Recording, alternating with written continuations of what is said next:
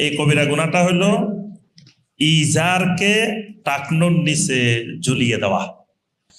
ইজার মানে ইজার কোনটা, মানে নিচে যেটা পরা হয়, এটা লুঙ্গি হইতে পারে, পায়জামা হইতে পারে, প্যান্ট হইতে পারে, যে কোনো পোশাক হইতে পারে, এটার নাম হলো ইজার।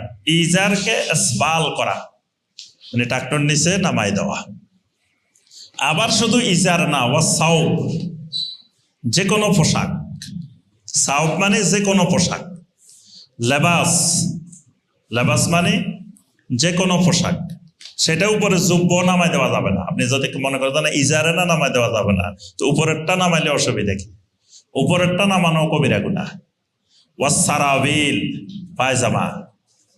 তাআজ্জুজান ওয়া আজাবান ওয়া ফখরান ওয়া খুয়ালা, এখানে চারটা কথা বলা হয়েছে। এটার অর্থ হলো মানে অহংকার করে, নিচে তাকাব্বুরি করে, বা তার আজাবান মানে তার একটা ক্ষমতার দাপট দেখিয়ে এটা করা কবিরা গুনাহ।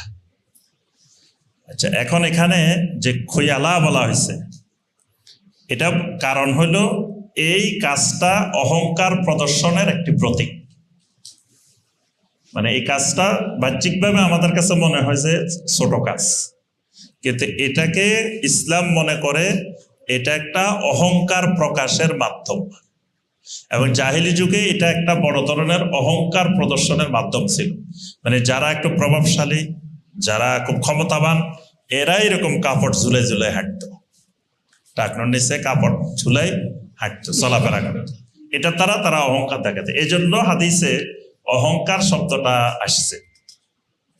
কিন্তু অহংকার মানে হলো, নবী সাল্লাল্লাহু আলাইহি সাল্লাম অহংকারের ব্যাখ্যা দিয়েছেন, অহংকার হলো আল কিবির বাতারুল হক ওয়া গামতুন নাস। কিবির হলো, অহংকার হলো হককে প্রত্যাখ্যান করা, সত্যকে প্রত্যাখ্যান করা। নবী সাল্লাল্লাহু আলাইহি সাল্লাম নিষেধ করেছেন, কিন্তু আমি এই হকটা গ্রহণ করতে পারি নাই, এটাই অহংকার। ওয়া গামতুন নাস, মানুষকে তুচ্ছ জ্ঞান করা, এটাও কিবির, এটাও অহংকার। তাহলে এটা আমার অন্তরে কি নিয়ত আছে না আছে এটা মুখ্য বিষয় না। কেউ কেউ মনে করে যে আমার তো অহংকারের নিয়ত নাই। অহংকারের নিয়ত না থাকলেও কবিরা গুনাহ হবে, কারণ নবী সাল্লাল্লাহু আলাইহি সাল্লাম নিষেধ করেছেন, তারপরে আপনি নিষেধটা মানতে পারতেছেন না। কি কারণে? চাকরির কারণে। চাকরি বড় না রাসূলের নির্দেশ বড়? হ্যাঁ।